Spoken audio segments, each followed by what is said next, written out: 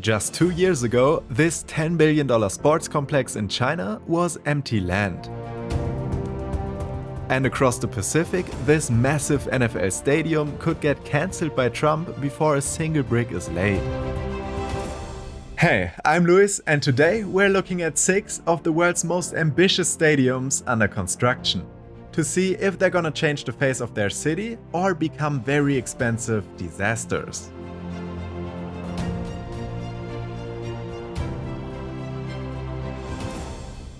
Starting with number 6, the new Al-Ahly Stadium, which will be home to a team that's dominated African football for over a century, with 45 league titles and more trophies than any club on the continent. But Al-Ahly, Egypt's most successful team, has never had a stadium they could truly call home. So for 30 years, they've been borrowing stadiums and sharing grounds, which doesn't really match their status. The fans have waited long enough. So now, finally, they're building something for themselves. But there's a problem.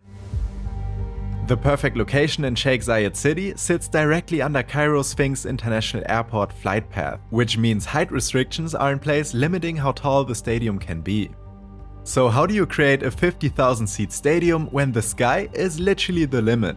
Well, instead of building up, they're building down. The pitch sits partially underground to stay within the strict height limits. And the earth surrounding it acts as natural insulation, helping to keep the playing surface cool. Rising from this is a structural arch that creates a really distinctive design. This supports the entire cable net roof, creating a silhouette that's visible for kilometers. The building's outer walls are covered in giant screens to show whatever fits the occasion. Then there's the Owners Plaza, a 30,000 person gathering space with cafes, shops and the Al-Ahly Museum. With almost $180 million on the line and a 2029 opening date, there's a lot of pressure to prove this ambitious underground approach actually works. Construction officially broke ground in February 2025, following a ceremony at the Hatshepsut Temple. As of late 2025, the stadium is in its early construction phase, while Al-Ahly continues to play at borrowed venues. After 3 decades of planning, the club and its fans are finally watching this historic project take shape. And speaking of historic, let's take a look at number 5, New Trafford. This is the newly announced home for English football royalty. Despite not being that good for years now, Manchester United are one of the most famous sports teams in the world. And at the height of their powers, they were unstoppable. We're talking 13 league titles in 20 years. And a level of success that gave Old Trafford legendary status. But then it all fell apart. Today, Old Trafford is literally crumbling. There are some pretty alarming videos of water pouring through the roof when it rains. The stadium that once hosted the World Cup and football at the Olympics wasn't even deemed good enough for the upcoming Euro 2028 tournament. In the last 19 years, there haven't been any major renovations at Old Trafford. So now the club is gambling big. They will still not fix anything, because they're moving away from it entirely. Though what will happen to the old stadium that means so much to its fans is anyone's guess right now. The replacement? A $2.6 billion 100,000 seat colossus designed by Norman Foster. That would be the largest in the UK and the second largest in Europe. It'll have 3 towering masts reaching 200 meters high, visible from 40 kilometers away, and an umbrella roof covering a plaza twice the size of Trafalgar Square. It's being called a mini-city of the future, with commercial districts and entertainment venues all under that one massive canopy. And a project this big comes with serious economic promises. The club claims it could create 92,000 new jobs, pump more than $9 billion into the UK economy, and even deliver 17,000 new homes in the surrounding area as part of a bigger redevelopment. But here's the problem. Man United are already around $1.4 billion in debt. They just fired hundreds of employees this year to cut costs. And now they want to build the most expensive stadium in British history? Club executives insist they'll find a way to finance it. But the math doesn't exactly add up. With that level of debt and those construction costs, something's gotta give. The club hasn't detailed how they'll cover the cost, though they're considering loans and private investment. But historically, major stadium projects often lead to higher ticket prices. And there are some reports that fans could have to pay over $5,000 just for the right to buy a season ticket. It wouldn't be the first time that supporters paid the price for ambitious plans like this one. What's certain is that this project is a big gamble for Manchester United. But you don't need to wait to visit the next stadium on the list, because number 4, the Greater Bay Area Sports Center, has officially opened in China, hosting basketball, football and diving competitions. It's situated here, along the Pearl River's western bank, right at the southern tip of Guangzhou's Nansha district. And how quickly it was built is just insane. Construction began in August 2023. And by August 2025, exactly 2 years later, athletes were already competing inside. So what did they build in that time? Before we take a look at that and 2 massive new stadiums being built in the US, I want to thank Delete Me for sponsoring this video. Their tool can be really important and I use it myself, so hear me out for a minute. You might not realize it, but there's this whole industry of data brokers out there that are collecting everything about you. Your email, phone number, contacts, address and much more, and sell it to whoever wants it. And here's a crazy example. It was just revealed that state departments of motor vehicles have been selling licensed driver data to data brokers and private investigators. That includes names, home addresses and even driving history. This isn't a one-off. US states made over $280 million from this in just 1 year. And if you have a driver's license, your information might be part of it. But luckily, we have rights to get our names off the websites that buy and sell this data. That's why I started using Delete Me. I gave them permission to act on my behalf, and they went out filing all of these removal requests, hundreds of them. I don't have the time or patience to do that myself, but now I can check this clean and pretty report every month and just watch my data disappear from these lists. There's a link in our description, joindeleteme.com/megabuilds. When you click the link, it helps support the channel and you also get a huge 20% off when you use code MEGABuilds. Thanks to Delete Me for sponsoring this video, and now let's get back to China's new mega stadium. The centerpiece is a 60,000 seat stadium for football and major events. Its roof unfolds like a traditional Chinese fan. And while it's striking to look at, it also serves a practical purpose. The design helps to keep spectators cool with natural airflow from the South China Sea. Advanced 3D modeling was used to shape vertical slats that curve around the building, channeling those sea breezes inside. But the stadium is just one part of the complex.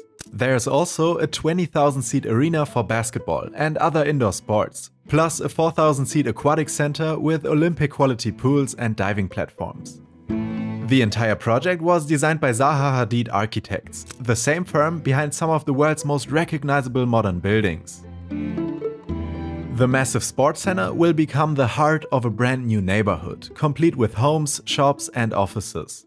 Along with the buildings, the site also has outdoor training fields, running tracks and places for athletes to stay. Meaning the whole setup can handle anything from local school competitions to world-class professional sports.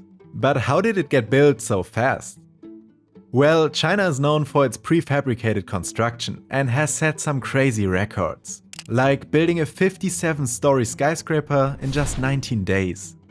And looking how fast this complex went up, that approach probably played a big role here too.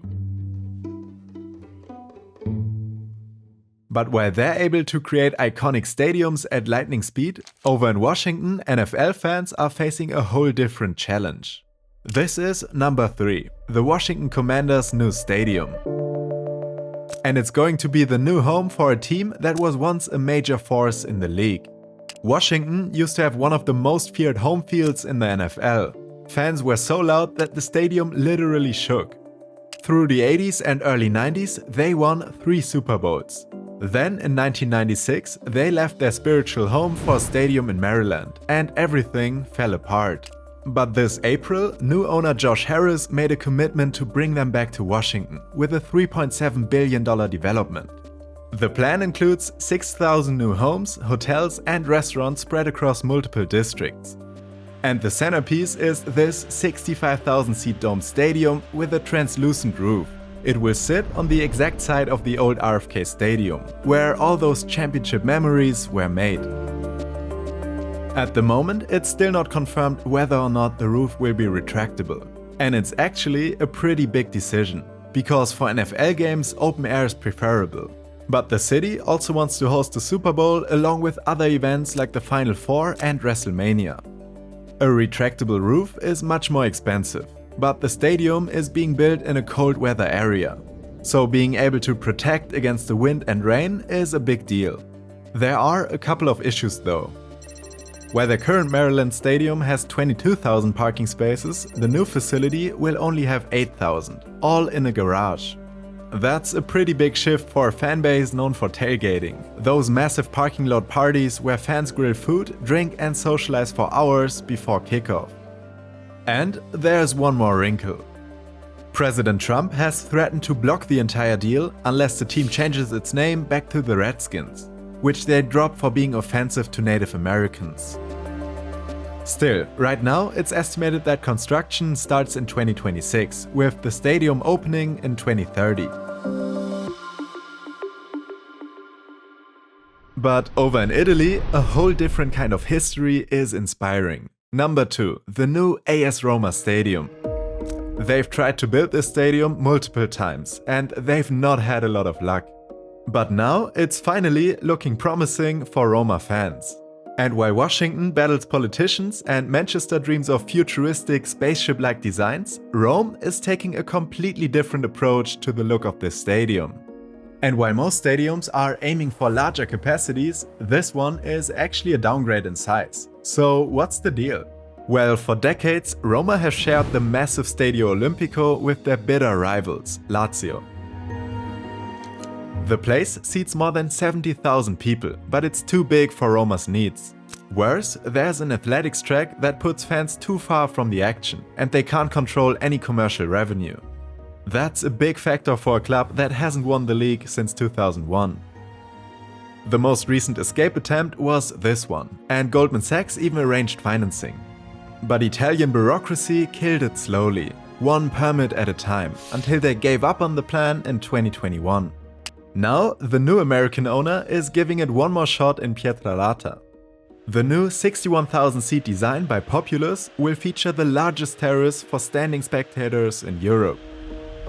Borussia Dortmund's Südtribüne, the famous yellow wall, currently holds the record, with space for 24,454 standing fans. Roma's new stadium aims to top that. But building in Rome comes with unique challenges. Archaeological surveys have already begun on site, and of course, with a location like this, you never know what you might find when you start digging. They've already discovered Roman ruins from the 2nd century, including an old villa and a cistern. Construction should begin late next year, targeting a 2028 opening. There are a few more hurdles to overcome in the meantime though. Local residents want the area to remain a park, environmental groups are fighting the project, and archaeological surveys are getting halted by courts. After so many failed attempts and decades of delays, Roma are running out of chances. But if they can overcome the bureaucracy one more time, it's looking like they'll have a home that lives up to their history. One thing's for sure, they aren't the only team that's been looking to build a new home for a long time. Let's head back over to the US for number 1 on our list. The Chicago Bears' new stadium. Since 1971, the Bears have been tenants in city-owned Soldier Field, which basically means they've been subject to Chicago's political whims for every decision and every dream of something better. They're one of the oldest teams in the league, dating back to 1920, but they play in the smallest stadium in the NFL, just 63,500 seats in a city of nearly 3 million people. There's no roof to protect fans from the Lake Michigan winters, where temperatures easily drop below freezing. No ability to host a Super Bowl despite being North America's 3rd largest market by GDP. And for decades, the Bears have been stuck in what was supposed to be a temporary arrangement. Now, after years of confusion and flip-flopping between locations, they've settled on Arlington Heights, about 40 kilometers northwest of Chicago. They've already spent $197 million on the site of a former horse racing track and began demolition work in 2023, tearing down the old grandstand. But to give you an idea of how messy this has become, after the purchase, they've started exploring multiple other options at the same time. That included the museum campus next to their current stadium. They even thought about the old Michael Rees Hospital site, which has been vacant since the hospital closed in 2009. Now, the Bears CEO has announced their focus is purely on Arlington Heights. This is what the early renders did look like, showing a stunning stadium with a translucent roof and panoramic views of the Chicago skyline. The centerpiece is a massive letter C built into the roof itself, visible from airplanes overhead. But most of the early renderings are for the site next to Soldier Field, not for the Arlington Heights destination. So the final stadium could look completely different. The latest images from Hart-Houghton Architects show a domed stadium as the centerpiece of a mixed-use development. As of right now, the project hasn't broken ground. The team wanted to get started by the end of this year, but that's not going to happen now due to funding issues. So the Bears are likely to be playing at their current stadium until at least 2029. While some of these stadiums are already being used, others are still fighting through a bunch of roadblocks. But one thing's clear, the next generation of sport venues is going to look really impressive. Which one are you most excited about? Let us know your thoughts in the comments down below. And if you want to get your data removed from the internet, make sure to try Delete Me with our link in the description for 20% off. Thanks again to Delete Me for sponsoring this video, and thank you for watching until the end.